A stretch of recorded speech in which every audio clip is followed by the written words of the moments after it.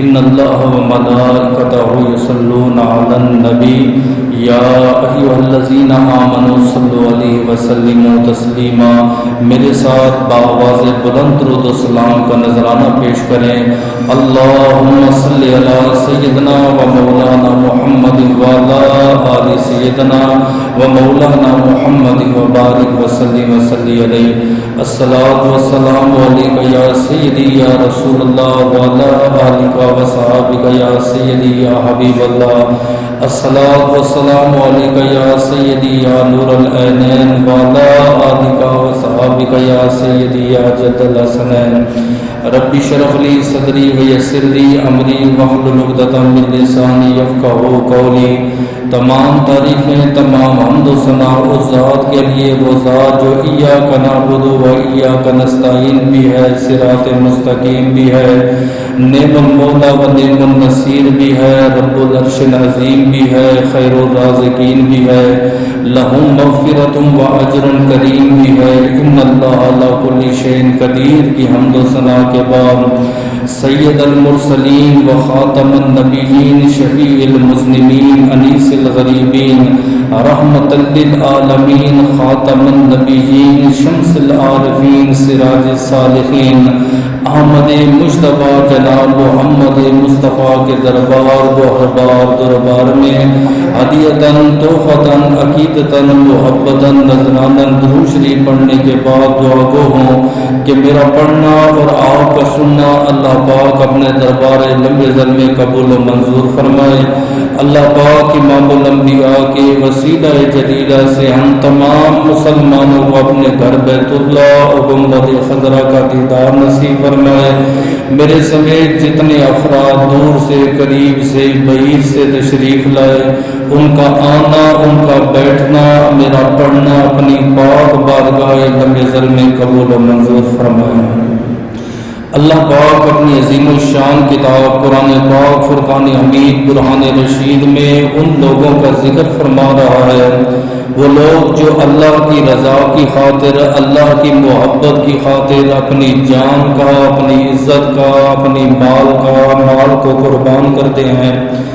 ماہ مبارک ماہ شوال المعظم ہے اور شوال المعظم کا یہ آخری عشرہ شروع ہے۔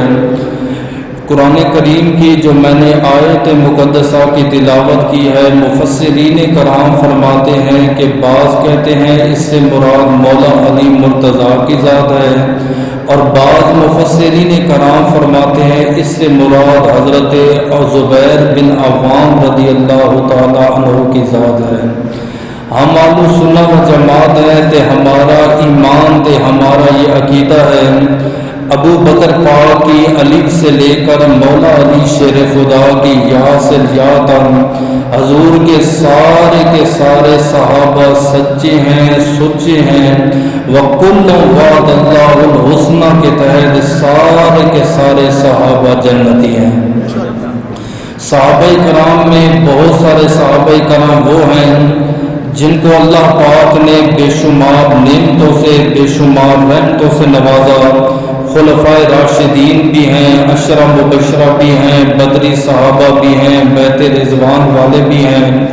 ان میں سے بے شمار صحابہ کرام وہ ہیں جنہوں نے اسلام کی خاطر مارے کھائی، اسلام کی خاطر اپنا وطن چھوڑا، اسلام کی خاطر اپنی جانیں قربان کی، اسلام کی خاطر ان کی بیویاں بیوہ ہوئیں، اسلام کی خاطر ان کے بچے یتیم ہوئے، اسلام کی خاطر ان کے بچے مسکین ہوئے۔ آج کی جو ہماری گفتگو ہے، اسی طرح ایک دیوانے کے بارے میں ہم ذکر کریں گے جس نے حضور کی خاطر اپنی جان کا سودا کیا، حضور کی خاطر، اسلام کی خاطر جسے قید کیا گیا، اسلام کی خاطر جس کے بدن پہ چھریاں چلائی گئیں، اسلام کی خاطر جسے جو ہے بے وطن کیا گیا، اسلام کی خاطر جسے جو ہے سولی پہ چڑھایا گیا، اس عظیم صحابی کا نام حضرت خبیب بن عدی اوسی انصاری رضی اللہ تعالیٰ عنہ ہے۔ آج ہم ان کی شہادت کا ذکر کریں گے، اس سے پہلے میں اللہ کی بارگاہ میں دعا کرتا ہوں اللہ تبارک و تعالی ہمیں بھی اسی طرح صحابہ کرام کے نقش قدم پر چلنے کی توفیق عطا فرمائے۔ اور ان کی طرح اسلام پر قربانیاں پیش کرنے کی توفیق عطا فرمائے۔ آپ کا جو پورا نام ہے حضرت خبیب بن عدی اوسی انصاری رضی اللہ تعالی عنہ ہے۔ آپ کو عدی اس لیے کہا جاتا ہے کہ حقیقی نام آپ کا خبیب ہے اور آپ کے والد کا نام عدی ہے۔ انصار کا ایک قبیلہ ہے جس کو اوس کہا جاتا ہے۔ اوس قبیلے کے آپ ایک چشم و چراغ ہیں۔ آپ کی شہادت کا سبب کیا بنا، کیا وجہ تھی کہ آخر کافروں نے آپ کو قید کیا؟ کافروں نے آپ کے جسم کے ٹکڑے ٹکڑے کیے، کافروں نے آپ کو سولی پہ لٹکایا۔ علماء کرام فرماتے ہیں وجہ تسمیہ جو تھی وہ جنگ بدر بنی۔ میں جنگ بدر کا ذکر پہلے کر چکا ہوں کہ اسلام کی عظیم الشان جنگ بدر جو کہ 17 رمضان المعظم کا واقعہ ہوئی، جس میں مسلمانوں کی تعداد 313 یا 315 تھی اور کفار لاتعداد میں تھے۔ مسلمانوں کے پاس اسلحہ بھی نہیں تھا، ساز و سامان بھی نہیں تھا، لیکن اس کے باوجود اللہ پاک نے مسلمانوں کی مدد فرمائی، اللہ پاک نے مسلمانوں کو فتح عطا فرمائی۔ اسی جنگ کے اندر آپ نے 2 لڑکوں کو قتل کیا، اور قتل کرنے والے حضرت عاصم بن ثابت انصاری جو کہ اللہ کے رسول صلی اللہ تعالی علیہ وآلہ وسلم کے صحابی ہیں، جن کو آپ نے قتل فی النار کیا۔ وہ 2 سگے بھائی تھے۔ جب ان کی ماں کو یہ پتہ چلا، ماں کا نام سلافہ ہے، کہ آپ کے دونوں جوان بیٹے بدر میں قتل فی النار ہو گئے ہیں، سلافہ نے پہلا سوال یہ کیا کہ میرے بیٹوں کو قتل کرنے والا کون ہے؟ انہوں نے کہا کہ آپ کے بیٹوں کو قتل کرنے والا حضرت عاصم بن ثابت انصاری حضور علیہ السلام کا صحابی ہے۔ سلافہ نامی عورت جو کہ کافرہ ہے، اس نے وہیں بیٹھے بیٹھے منت مانگ لی۔ اس نے کہا اس وقت تک میں چین کا سانس نہیں لوں گی جب تک حضرت عاصم کو شہید نہ کروں، اس وقت تک میں چین کا سانس نہیں لوں گی جب تک حضرت عاصم کی کھوپڑی پہ میں شراب نہ پیوں، اور جو بندہ حضرت عاصم کو شہید کرے گا اسے بطور انعام میں 100 اونٹ بھی دوں گی اور ساتھ میں اسے سونا اور چاندی بھی دوں گی۔ ہمارا دین تے ہمارا اسلام کہتا ہے منت کے بارے میں، یہ مسئلہ سن لیں، یہ آگے محرم آئے گا، بہت سارے جوان میں نے دیکھے ننگے پاؤں بری مام جا رہے ہیں، ننگے پاؤں داتا علی حجویری جا رہے ہیں، ننگے پاؤں عمرہ کرنے جا رہے ہیں، ننگے پاؤں حج کرنے جا رہے ہیں، عجیب عجیب کی منتیں رکھی ہوئی ہیں، عجیب عجیب کی رسمیں ہیں جن کا اسلام میں کوئی تصور ہی نہیں، شریعت میں ان کا کوئی تصور نہیں۔ اللہ کے نبی آئے، آپ نے دیکھا ایک بزرگ آدمی ہے کہ اس کے ساتھ 2 جوان بیٹے ہیں کہ دونوں بچوں کے کندھوں پہ ایسے ہاتھ رکھے ہوئے ہیں، پاؤں میں اتنی طاقت نہیں کہ خود چل سکے اور پاؤں میں جوتا بھی نہیں، ننگے پاؤں گھسیٹتا ہوا جا رہا تھا۔ میرے اور آپ کے نبی رک گئے، آپ نے فرمایا اس کو کیا ہوا ہے؟ عرض کی اللہ کے رسول اس نے جو ہے نا منت مانگی ہے۔ آپ نے فرمایا ایسی منتوں کو اللہ کو ضرورت نہیں ہے، اسے کہو یا تو سواری پہ سوار ہو جائے یا تو اپنے گھر میں جا کے بیٹھ جائے۔ ایک ابو اسرائیل نامی شخص تھا، مسجد نبوی کے سامنے اس کا کام کیا تھا؟ دھوپ میں بیٹھا رہتا، ہر ٹائم وہ سورج کو دیکھتا رہتا۔ اللہ کے نبی نماز پڑھانے کے لیے آئے، آپ نے فرمایا ابو اسرائیل کو کیا ہوا؟ آقا اس نے منت مانگی ہے کہ میں سورج میں بیٹھا رہوں گا، دھوپ میں بیٹھا رہوں گا، میں چھاؤں میں نہیں بیٹھوں گا، سائے میں نہیں بیٹھوں گا۔ آپ نے فرمایا ایسی منتوں کو اللہ کو کوئی ضرورت نہیں، لہذا اسے کہو کہ گھر جائے اور سایہ لے۔ ہاں اگر کسی نے جائز منت مانگی ہے اس منت کو آپ ضرور پورا کریں، آپ کو اللہ اجر و ثواب بھی دے گا۔ حضرت عمر رضی اللہ تعالیٰ عنہ نے عرض کیا کہ زمانہ اسلام سے پہلے میں نے منت مانگی تھی کہ میں 1 دن اور بعض روایتوں میں آتا ہے 2 ماہ مسجد نبی میں اعتکاف بیٹھوں گا، اب میرے لیے کیا حکم ہے؟ آپ نے فرمایا یہ جائز منت ہے، آپ مسجد میں اعتکاف بیٹھو، اللہ تبارک و تعالیٰ گناہ بھی معاف فرمائے گا، خدا آپ کو اجر و ثواب بھی عطا فرمائے گا۔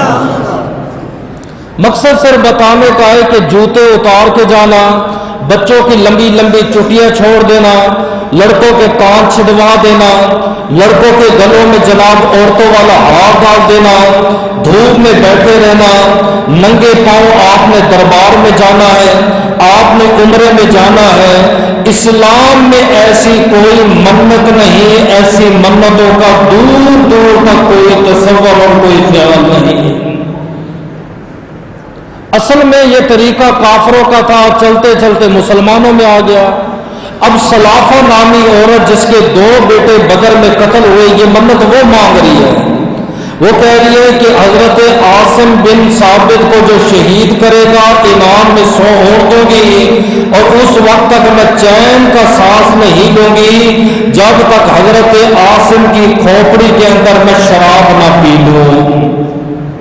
اس عورت نے بڑی کوشش کی، لیکن اللہ کی شان کہ حضرت عاصم بن ثابت انصاری ان کے ہاتھ میں نہ آئے۔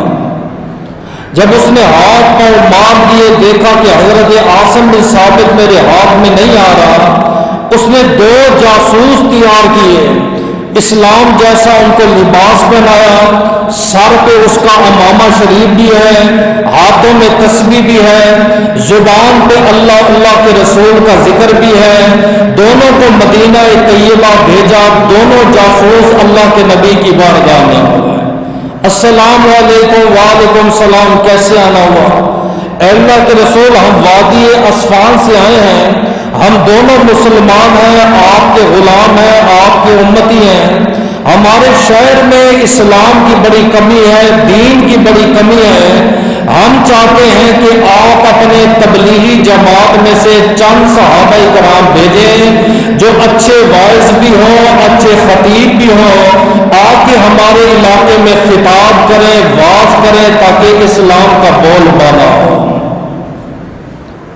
اللہ کے نبی نے فرمایا ٹھیک ہے۔ ساتھ انہوں نے اگلی بات کی، آقا ہمارے علاقے کی ڈیمانڈ ہے کہ آپ عاصم بن ثابت انصاری کو بھیجیں، وہ بہت اچھا خطیب ہے، بہت اچھا مبلغ ہے، یقیناً وہ خطاب کرے گا، اس کے خطاب کو سننے کے بعد لاکھوں لوگ اسلام میں داخل ہوں گے۔ میرے اور آپ کے نبی نے ایک روایت میں آتا ہے، بعث رسول اللہ صلی اللہ علیہ وسلم 10 عینن او 7 عینن او 6 عینن، آپ نے 7 آدمیوں کی جماعت یا 6 آدمیوں کی جماعت، اور ایک روایت میں آتا ہے 10 آدمیوں کی اللہ کے رسول نے جماعت تیار کر لی۔ 10 کے 10 خطیب بھی تھے، مبلغ بھی تھے، اسلام کے بارے میں اچھا درس و تدریس دینے والے تھے۔ اب یہاں پہ ایک اعتراض پیدا ہوتا ہے کہ تم کہتے ہو کہ نبی کو علم غیب ہے، اگر نبی کو علم غیب ہوتا تو نبی کو علم ہوتا آج میرے صحابہ کرام کو شہید کیا جائے گا، میرے صحابہ کا خون بہایا جائے گا، میرے اور آپ کے نبی نے ان 10 صحابہ کرام کو کیوں بھیجا؟ علماء کرام نے جواب دیا، وہ کہتے چلو ہم آپ کی بات مان لیتے کہ نبی کو علم نہیں تھا، خدا کو تو علم تھا، خدا تو دیکھ رہا تھا کہ آج میرے بندوں کو شہید کیا جائے گا، اللہ نے بھی نہیں بتایا، جبریل نے بھی آ کے نہیں بتایا، کیوں؟ اس کے اندر حکمت یہ تھی، اللہ پاک نبی کے صحابہ کو شہادت کے مقام سے نوازنا چاہتا تھا۔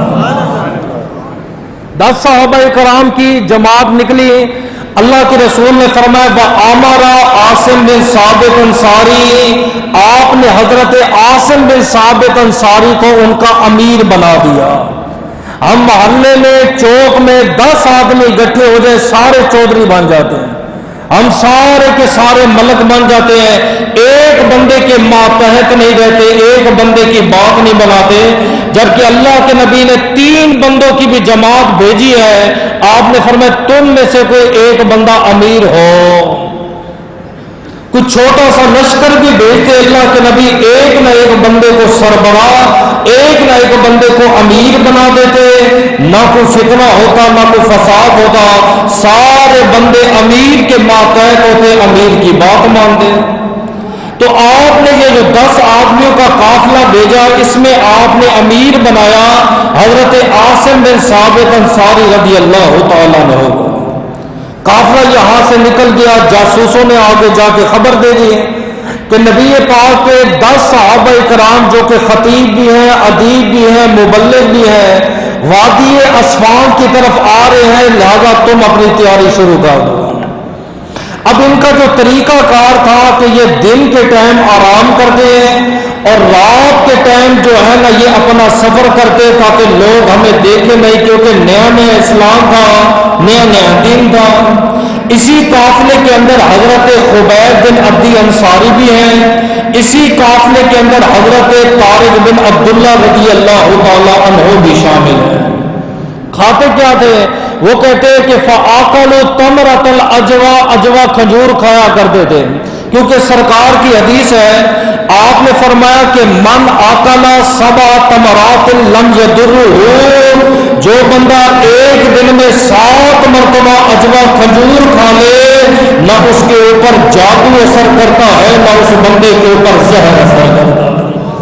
جو کہتے ہیں نا جادو ہو گیا، گھر میں کوئی توڑ بتائے، کوئی حال بتائے، یہ وظیفہ کرے تھے، زعفران لے تھے، بکرے کا گوشت لے، یہ سب جھوٹ ہے، یہ سب فراڈ ہے۔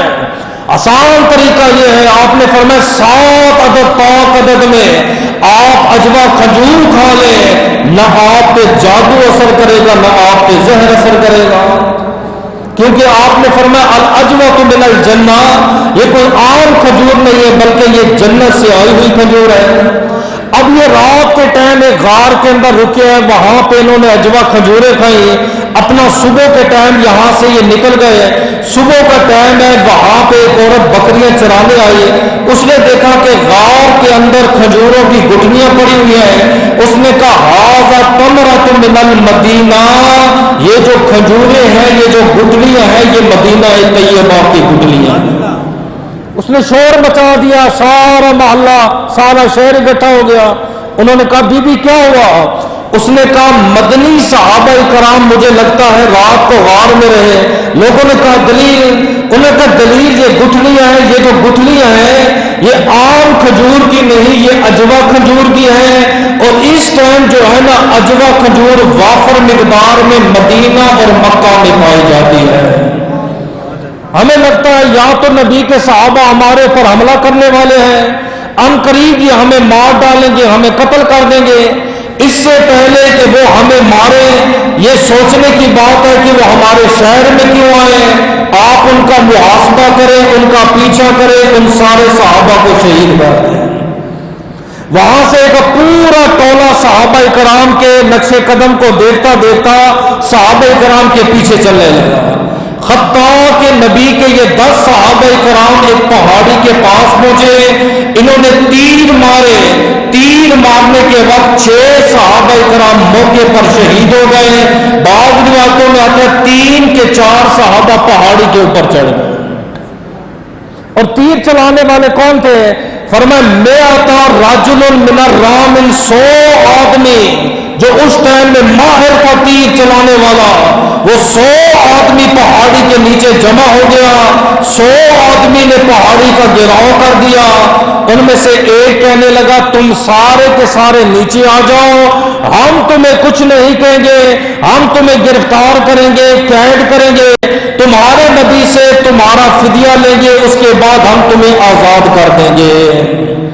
حضرت عاصم بن ثابت انصاری جو کہ امیر تھے، آپ نے یہ جواب دیا، آپ نے فرمایا قرآن کہتا ہے یا ایھا الذین آمنوا لا تتخذوا اليہود والنصارى اولیاء بعضهم اولیاء بعض، قرآن کہتا ہے یہود و نصارہ تمہارے دوست نہیں ہیں، یہ آپس میں ایک دوسرے کے دوست بھی ہیں، یہ آپس میں ایک دوسرے کے یار بھی ہیں، یہ تمہارے کبھی بھی دوست نہیں ہو سکتے، یہ تمہارے کبھی بھی مخلص نہیں ہو سکتے، ان کی ہر سازش اسلام کے خلاف ہوتی ہے، ان کی ہر سازش ہمارے وطن کے خلاف ہوتی ہے۔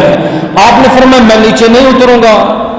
ان ان میں سے ایک صحابی جو ان کی باتوں میں آیا، وہ جیسے ہی نیچے آیا، بعض روایتوں میں آتا ہے 2 صحابی نیچے آئے، انہوں نے تیر مارے، موقع پر ان 4 میں سے 2 صحابہ کرام شہید کر گئے۔ حضرت زید بن دسنہ رضی اللہ تعالیٰ عنہ نے کہا ھذا اول الغدر، یہ سب سے پہلی تمہاری غداری ہے، تم 100 کے 100 عربی مرد ہو، تم نے ہمیں زبان دی تھی کہ پہاڑ سے نیچے آ جاؤ، ہم تمہارا خون معاف کرتے ہیں، ہم تمہیں قید کریں گے، ہم تمہیں کوئی اذیت نہیں پہنچائیں گے، تم نے آتے ساتھ ہی ہمارے 2 صحابہ کی جان لے لی، کیونکہ ہمارا دین کہتا ہے، میرے نبی نے فرمایا لا ایمان لمن لم امانت ہو، لا دین لمن لم عہد لہ، آپ نے فرمایا اس بندے کا ایمان نہیں جو امانت میں خیانت کرے، اور اس بندے کا دین نہیں جو وعدہ کرنے کے بعد وعدہ توڑ دے۔ ہماری کیا کہتی ہے؟ آپ نے فرمایا وَإِذَا وَعَدَ أَخْلَفَ كَانَ خَالِصًا مُنَافِقًا، فرمایا جو وعدہ کر کے وعدہ توڑ دے وہ خالصاً منافق ہے۔ آپ کا میرا دشمن منافق نہیں، منافق کافر سے بھی باتر ہے۔ نبی فرماتے جو وعدہ کرنے کے بعد توڑ ڈالے وہ پکا منافق ہے۔ ان صحابہ سے انہوں نے وعدہ کیا تھا، کیوں؟ قرآن کہتا ہے یہود و نصارہ تمہارے دشمن ہیں، یہ تمہارے دوست نہیں ہو سکتے، آپس میں یہ دوست ہو سکتے، تمہارے نہیں ہو سکتے۔ کوئی مسلمان اس غلط فہمی میں نہ رہے یہ انگریز میرا ساتھی ہے، یہ انگریز میرا دشمن ہے، یہ امریکہ والے ہمارے ملک کے ہاتھ میں اچھے ہیں، کوئی بھی نہیں۔ قرآن کا فیصلہ یہ تمہارے دشمن ہے، آپس میں دوست ہیں لیکن تمہارے لیے دشمن ہے۔ ان میں سے ایک حضرت عاصم بن ثابت انصاری ہے، چند لوگ پہاڑی پر گئے، آپ کو زمین پہ اتارا، زمین پہ اتارنے کے بعد آپ کے سینے اتھر کے اوپر خنجر مارے گئے، آپ کی لاش کے ٹکڑے ٹکڑے کر دیے۔ بعد میں کسی نے جا کے خبر دی سلافہ تو نے 100 اونٹ کا انعام رکھا تھا جو عاصم کو شہید کرے گا، تو نے کہا تھا کہ میں اس کی کھوپڑی میں شراب پیوں گی، لو آج ہم نے جو ہے عاصم کو شہید کر دیا۔ سلافہ کہنے لگے جاؤ بھئی حضرت عاصم کی کھوپڑی لے کر آؤ۔ 100 کے 40 آدمی کا دستہ پھر واپس آیا کہ ہم حضرت عاصم کی کھوپڑی لے کے جائیں گے، لیکن خدا کی شان دیکھو، جیسے ہی یہ لاش کے قریب پہنچے اللہ پاک نے آسمان سے مکھیوں کا جھنڈ بھیجا، مکھیوں نے ان کے اوپر حملہ کیا، سارے کے سارے بھاگ گئے۔ شاعر کہتا ہے فانوس بن کے جن کی حفاظت خدا کرے وہ شمع کیا بجھے جس کو روشن خدا کرے۔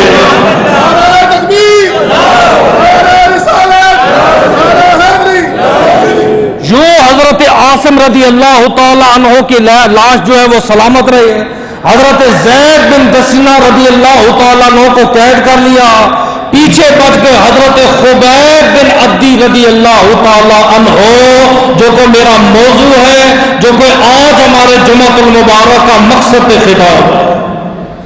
حضرت خبیب کو انہوں نے شہید نہیں کیا، گرفتار کیا، وجہ وہ کہتے قاتل حارثا یوم البدر، بدر میں ایک بہت بڑا نامی گرامی کافر آیا تھا جس کا نام حارث تھا، حارث کے ٹکڑے کرنے والا جو ہے حضرت خبیب بن عدی رضی اللہ تعالیٰ عنہ۔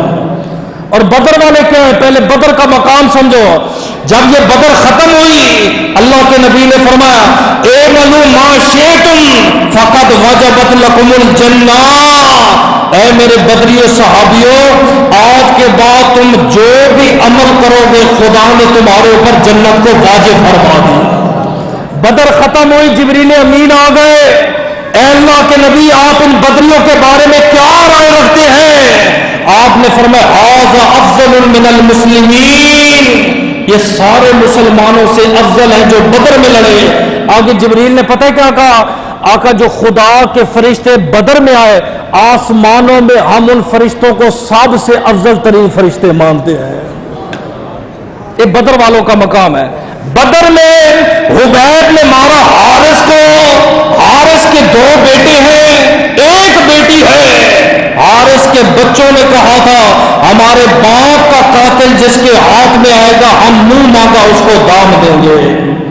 ان 100 تیر اندازوں نے پیغام بھیجا حارث کے بچوں کو، تمہارے باپ کا قاتل جس کا نام حبیب بن عدی انصاری ہے ہماری گرفت میں ہے، اتنا سونا اتنا چاندی دے دو، اپنے باپ کے قاتل کو لے جاؤ۔ کیا وہ منظر ہوگا، کیا وہ عالم ہوگا۔ ہم نے تو دین اسلام کی خاطر قربانیاں نہیں دی نا، بنا بنائے دین مل گیا اس لیے ہمیں قدر نہیں آتی ہے۔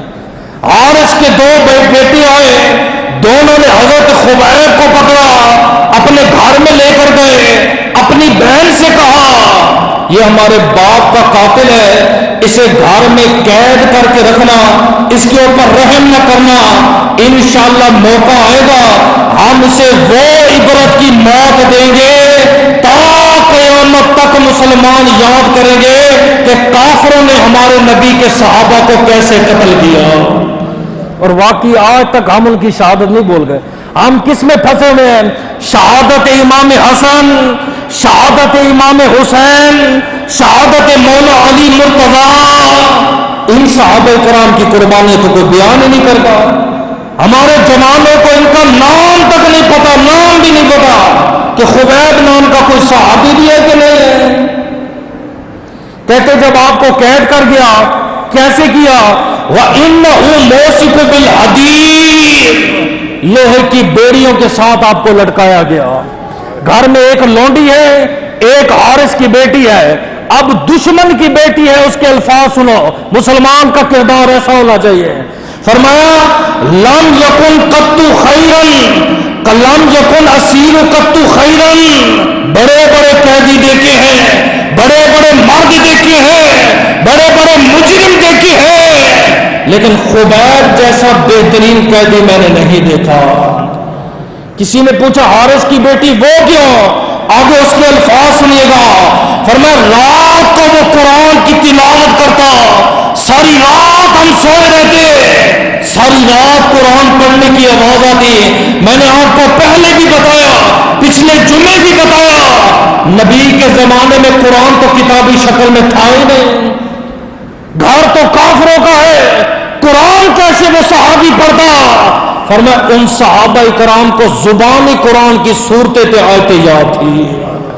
مسلمان تو اپنا فیصلہ کر لے، زندگی موت کا پتہ نہیں ہے، قید کا پتہ نہیں ہے، کل تو کافروں کے ہاں قیدی بن گیا، کل تو ابھی اعلیٰ جیل میں چلا گیا، اگر تجھے قرآن پڑھنا پڑے کیا تجھے قرآن کی صورتیں یاد ہیں؟ کیا تجھے قرآن کی آیتیں یاد ہے؟ یہ دشمن کی بیٹی ہو کے کہہ رہی ہے، کہتی ایسا عظیم قیدی نہیں دیکھا، ادھر سورج ڈوبتا سورج نکلنے تک ساری رات ہمارے گھر میں قرآن پڑھنے کی آواز آتی رہتی، بیڑیوں کے ساتھ بندھا ہوا ہے، تیرے میرے ہاتھ کھلے، ہم آزاد ہیں، آزاد ملک میں بیٹھے ہیں، توفیق نہیں ہے ہمیں۔ اگلے لا وہ کہتی ہے رأیت کتفا عنبا فی یدہ وما بمکہ بثمرہ، میں نے حضرت خبیب کے ہاتھوں میں کئی بار انگور کا خوشہ دیکھا، جبکہ مکہ میں انگور کا نام و نشان بھی نہیں تھا، مکہ میں انگوروں کا موسم بھی نہیں تھا، کئی بار میں نے دیکھا اس کے ہاتھ میں انگور ہوتا تھا اور وہ انگور کھاتا تھا۔ ایک دن میں نے پوچھا حبیب یہ انگور کس لیے ہے؟ فرمایا تم خدا کے دشمن ہو، وہ خدا تمہیں کھلا بھی رہا ہے، خدا تمہیں پلا بھی رہا ہے، میں خدا کے مصطفیٰ کا دیوانہ ہوں، اور جو رب رسول کے بن جاتے ہیں خدا انہیں کھلاتا بھی ہے، خدا انہیں پلاتا بھی ہے۔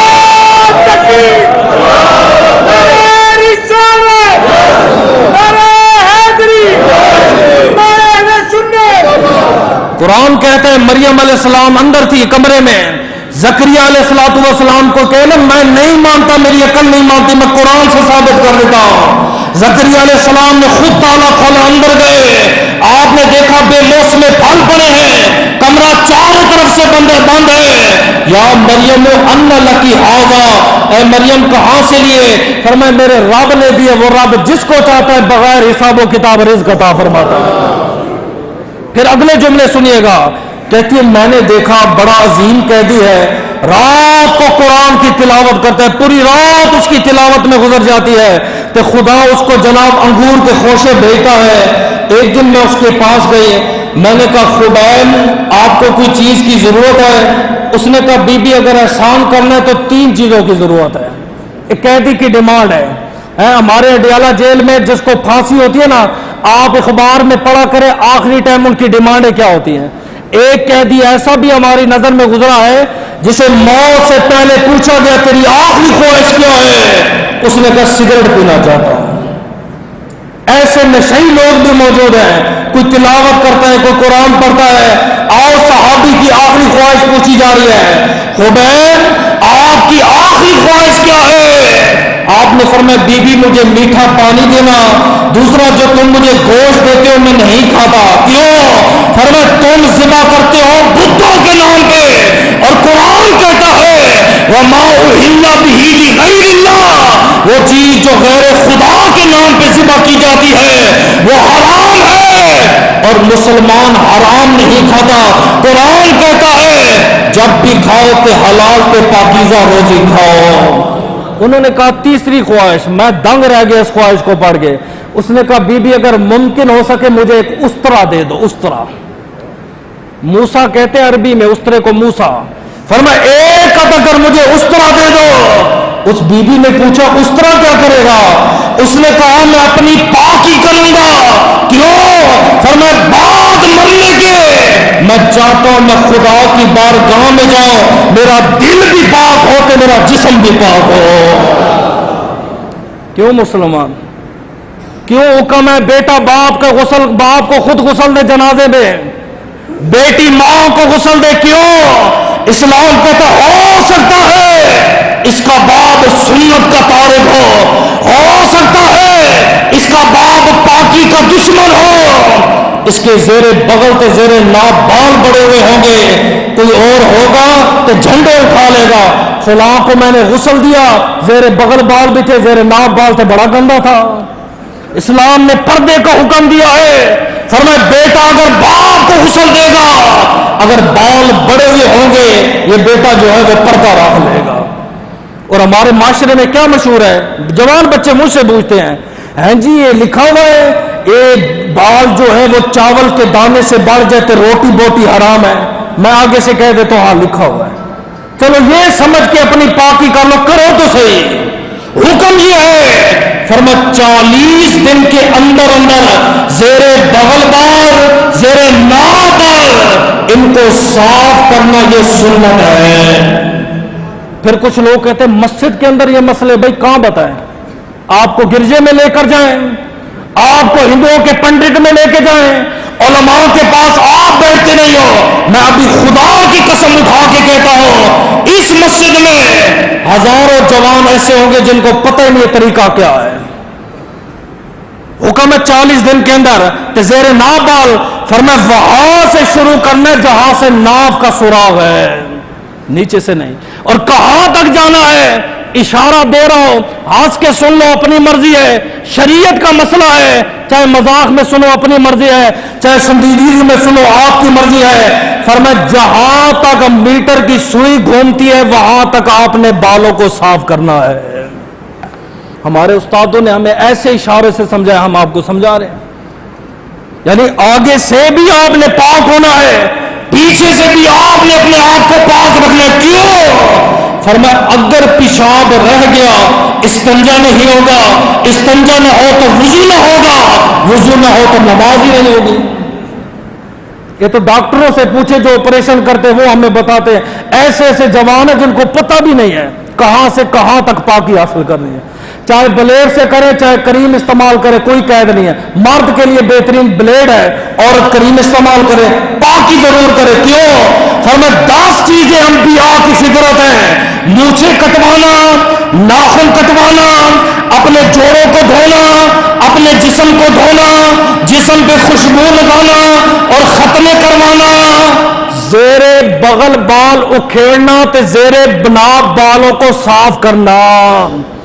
شریعت میں حکم ہے ان کو اکھیڑو، ان کو آپ نے مونڈنے میں کیوں کیا فائدہ ہے؟ فرمایا جو بال اکھیڑے جاتے ہیں وہ جلدی نہیں آتے، تیسرا وہ بال گھنے ہو جاتے ہیں، چوتھا جراثیم اور بیماریوں سے بندہ بچا رہتا ہے۔ لیکن جدید علماء نے فتویٰ دیا، وہ کہتے عرب کی خزائیں تھیں، طاقتور لوگ تھے، بچپن سے ان کی عادت تھی، وہ ان بالوں کو کھینچا کرتے تھے۔ چونکہ ہمارا جسم کمزور ہے لہذا جس بھی آلے کے ساتھ آپ اسے صاف کریں بشرطی کہ پاکی ہونا لازمی ہے۔ حکم ہے ان کو اکھیڑو، ان کو صاف کرو، آپ پاک کریں۔ یہ 10 چیزیں۔ تو حضرت خبیب کیا کہہ رہے ہیں؟ فرمایا ایک میٹھا پانی لا کے دو، دوسرا مجھے جو گوشت دینا خدا کے نام پہ دے رہا، تیسرا مجھے استرا دینا، میں اپنے جسم کی پاکی کروں تاکہ پاک صاف ہو کر خدا کے دربار میں جاؤں۔ کوئی پتہ نہیں مسلمان زندگی موت کا، ہر جمعے اپنی عادت بنائیں، جو مرضی ہو جائے ہر جمعے عادت بنا لیں، میں نے اپنے آپ کو پاک رکھنا ہے کہ میں نے اپنے آپ کو صاف رکھنا ہے۔ کیوں؟ فرمایا ان اللہ یحب التوابین والمتطہرین، اللہ توبہ کرنے والے تے پاک صاف رہنے والوں سے خدا محبت فرماتا ہے۔ اس طرح آپ کے ہاتھ میں آ گیا، اب آپ اس طرح سے اپنے یہ قلم مبارک ٹھیک کر رہے ہیں، ایسے ٹھیک کر رہے ہیں، اچانک اسی عورت کا بچہ دوڑتا حضرت خبیب رضی اللہ تعالیٰ عنہ کی گود میں آ کے بیٹھا۔ منظر کیا بن گیا؟ سامنے کنیز کھڑی ہے، وہ دیکھ رہی ہے، خبیب کی ہاتھ میں استرا ہے اور حارث کا پوتا خبیب کی گود میں بیٹھا ہے، حارث اور خبیب کی ہاتھ میں استرا ہے۔ اس نے محل میں چیخ مارنے شروع کر دی۔ اس نے کہا حارث کی بیٹی، تو نے اس کے اوپر بڑے ظلم کیے ہیں، آج تیرے ظلموں کا بدلہ وہ تیرے بچوں سے لے گا۔ اتنے میں اس بچے کی ماں دوڑتی ہوئی آئی، حضرت خبیب مسکرائے، آپ نے فرمایا بیٹی تو کیا سمجھتی ہے میں تیرے ظلموں کا بدلہ اس بچے سے لوں گا؟ ارے سن لے، ہم نبی کے شاگرد ہیں اور محمد عربی کے غلام کو بھی بچوں سے بدلہ نہیں لیا۔ محلوں کا، خاندانوں کا بچوں سے بدلہ لینا نہ، اے نبی کے صحابہ کی تعلیم نہیں ہے، اے دین اسلام کی تعلیم نہیں ہے۔ پھر اس کے بعد کیا ہوا؟ آپ کو مکہ میں لے گئے، سولی پہ لٹکایا گیا کھجور کے تنے کے ساتھ، 40 بندے دائیں ہیں، 40 بندے بائیں ہیں، ہاتھوں میں اعلیٰ قسم کے خنجر ہیں، تلواریں موجود ہیں۔ سب سے پہلے ایک بندہ آپ کے قریب آیا، خبیب آج آپ تڑپ رہے ہو، آج آپ لٹک رہے ہو، آخری موقع دیتے ہیں، اگر آپ حضور کا دامن چھوڑتے ہو تو ہم آپ کو چھوڑنے کے لیے تیار ہیں۔ بس اتنا کہہ دو، میرا نبی کے ساتھ کوئی تعلق نہیں، میرا اسلام کے ساتھ کوئی تعلق نہیں، بلکہ میں آپ کو یوں سمجھاؤں، آپ کو یوں سمجھ آئے گی، یہ جو آج ملک پاکستان میں فتنہ ہوا، سمجھ سیاسی جماعت کا، باقاعدہ آج لوگ لکھ کے دے رہے ہیں ہمارا اس سیاسی جماعت سے تعلق نہیں، حالانکہ 2-3 دن کی جیل ہے، 4 دن کی جیل ہے، 5 دن کی جیل ہے، اور وہ بندہ جو سولی پہ لٹکا ہوا ہے اور ہاتھ میں خنجر ہے، ایک ایک بوٹی کاٹ رہے ہیں، کبھی انگلی کاٹتے ہیں، کبھی پاؤں کاٹتے ہیں، کبھی جسم پہ تلواریں مارتے ہیں، حتیٰ کہ لوہے کی کنگھی گرم کر کے پیٹھ پہ چلائی، کیما نیچے آ گیا۔ ایک ہی سوال ہے، فرمایا خبیب نبی کا دامن چھوڑ دو، آپ نے فرمایا ہو نہیں سکتا، سمجھے؟ پھر ایک کافر نے کہا، اس نے کہا خبیب آج تیرا دل کر رہا ہوگا کاش میں یہاں نہ لٹکا ہوتا، یہ سزائیں مجھے نبی کی وجہ سے مل رہی ہے، میرا نبی یہاں پہ لٹکا ہوا ہوتا۔ حضرت خبیب نے جب یہ جملہ سنا آپ کا جسم کانپ اٹھا، آپ نے فرمایا کافرو، اور تم کہتے ہو کہ اس کی جگہ میرے محمد عربی کا جسم ہوتا، اے نادان، اور یہ تو ایک جان ہے اور خدا ہزاروں جانیں دیتا، مصطفیٰ پہ تم پہ قربان کر دینا۔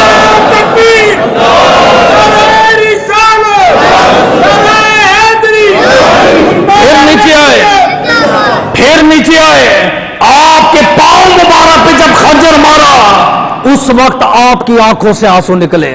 بیان کون کر رہا ہے؟ حضرت سعید بن عامر رضی اللہ تعالیٰ عنہ، یہ اسی میں تھا۔ حضرت سعید بن عامر نے جب کلمہ پڑھا، حضرت عمر نے خیش کا آپ کو گورنر بنایا، لوگوں نے شکایت کی امیر المومنین ہمارا جو گورنر ہے یہ پاگل ہے، اسے مرغی کا دورہ پڑتا ہے زمین پہ گر جاتا ہے۔ حضرت عمر نے بلا لیا، آپ نے فرمایا سعید بن عامر لوگ شکایت کرتے ہیں کہ آپ کو مرغی کا دورہ پڑتا ہے، فرمایا نہیں، آپ زمین پہ کیوں گر جاتے ہیں؟ فرمایا جب حضرت خبیب کو شہید کیا گیا تھا وہ منظر میں نے اپنی آنکھوں سے دیکھا، اور جب میں ان کی شہادت کو یاد کرتا ہوں برداشت نہیں ہوتا، بے ہوش ہو کے زمین پہ گر جاتا ہے۔ جس نے دیکھا تو اس کی یہ عالم ہے، جس کے ساتھ وہ رہا ہے۔ تیرا میرا گیا کیا اسلام میں؟ تو اسلام کا تو نے دیا کیا اسلام کو؟ اسلام کی خاطر تو نے اور میں نے لٹایا کیا ہے؟ ہمیں تو اتنی توفیق نہیں ہوتی 2 گھڑیاں 2 پل کھڑے ہو کے نبی پہ درود بھیج دیں، تھوڑا سا اسلام کا کام کر لے، تھوڑا سا دین کا کام کر لے، توفیق ہی نہیں ہے۔ اور قدر آگے سعید کیا کہتے ہیں؟ فرمایا جب خبیب کی ٹانگوں پر آئے، آپ کی ٹانگوں کا چمڑا کاٹا، آپ نے بددعا دی، اے اللہ تو گواہ ہو جا، تو ان ظالموں کو دیکھ رہا ہے، ان کے ظلم کو دیکھ رہا ہے، ان میں سے کسی ایک کو بھی زندہ نہ چھوڑنا۔ حضرت عامر کہتے ہیں میری ماں نے مجھے بتایا تھا جب کوئی بندہ بددعا دے زمین پہ الٹے لیٹ جب بددعا اثر نہیں کرتی، ان کے بقول آپ کہتے ہیں میں زمین پہ لیٹ گیا، جن کے لیے آپ نے بددعا کی 1 سال کے اندر اندر سارے کے سارے ہلاک ہو گئے، کوئی ایک بھی نہ بچا۔ جب آپ کی بوٹیاں بوٹیاں نکال دی گئی، سمجھ آئے، اس کے بعد آپ کی آنکھوں سے آنسو نکلے۔ بھئی ایک بندہ 5 گھنٹے پہ سولی پہ لٹکا ہوا ہے، نہیں رویا۔ ایک بندے کو کوڑے مارے گئے، نہیں رویا۔ ایک بندے کی بوٹیاں نکالی گئی، نہیں رویا۔ ایک بندے کی پیٹھ کا کیما بنایا گیا، نہیں رویا۔ جب آپ کے پاؤں پہ آئے تو رو پڑے۔ کافر کا ٹھہر جو لگتا ہے ڈر گیا ہے۔ انہوں نے کہا خبیب ہاں نبی کا دامن چھوڑنا ہے؟ کہا نہیں۔ انہوں نے کہا خبیب رو کیوں رہا ہے؟ فرمایا رو اس لیے رہا ہوں خدا نے ایک جان دی ہے، وہ جان سونے پہ قربان کرنے جا رہا ہوں، کاش خدا مجھے ہزاروں جانیں دیتا، ہر جان میں اپنے نبی پہ قربان کر دیتا۔